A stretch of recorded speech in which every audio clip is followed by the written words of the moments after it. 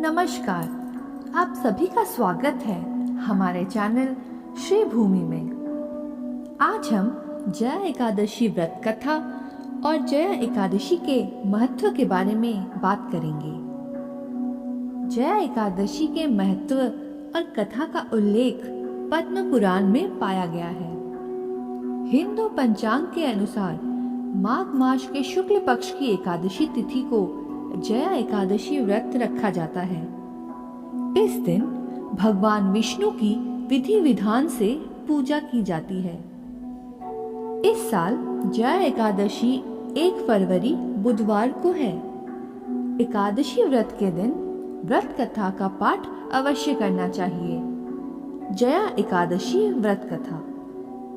एक बार अर्जुन भगवान श्री कृष्ण से प्रश्न करते हैं, हे भगवान, अब कृपा कर आप मुझे माघ मास के शुक्ल पक्ष की एकादशी का क्या महत्व है विस्तार पूर्वक बताएं। माघ शुक्ल पक्ष की एकादशी में किस देवता की पूजा करनी चाहिए तथा इस एकादशी की कथा क्या है, उसके करने से किस फल की प्राप्ति होती है, शीघ्र ही बताएं।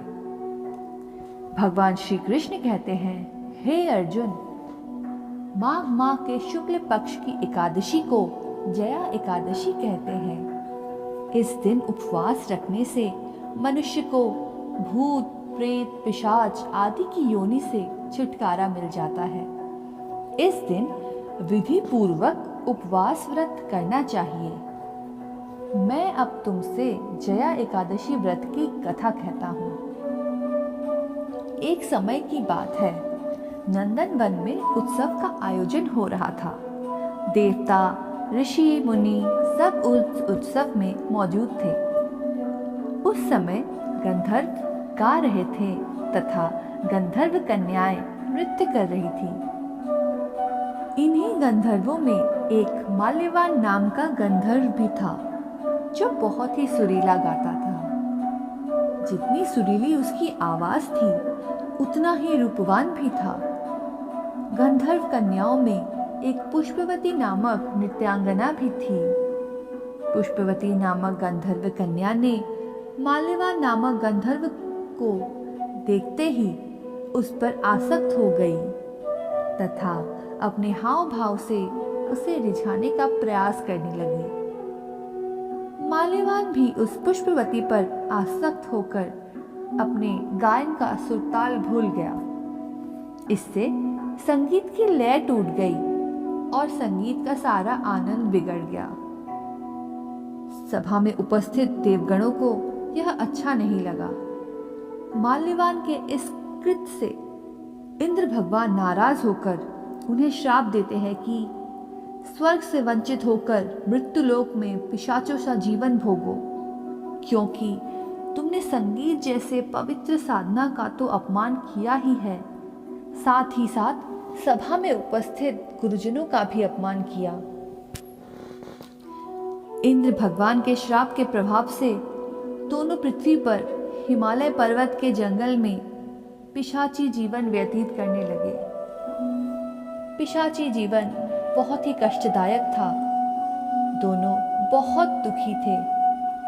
एक बार माघ के शुक्ल पक्ष की जया एकादशी के दिन संयोगवश दोनों ने भोजन नहीं किया था और ना ही कोई पाप कर्म किया।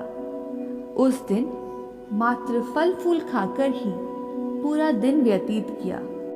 भूख से व्याकुल तथा ठंड के कारण बड़े ही दुख के साथ पीपल वृक्ष के नीचे इन दोनों ने एक दूसरे से सटकर बड़ी कठिनता पूर्वक पूरी रात काटी।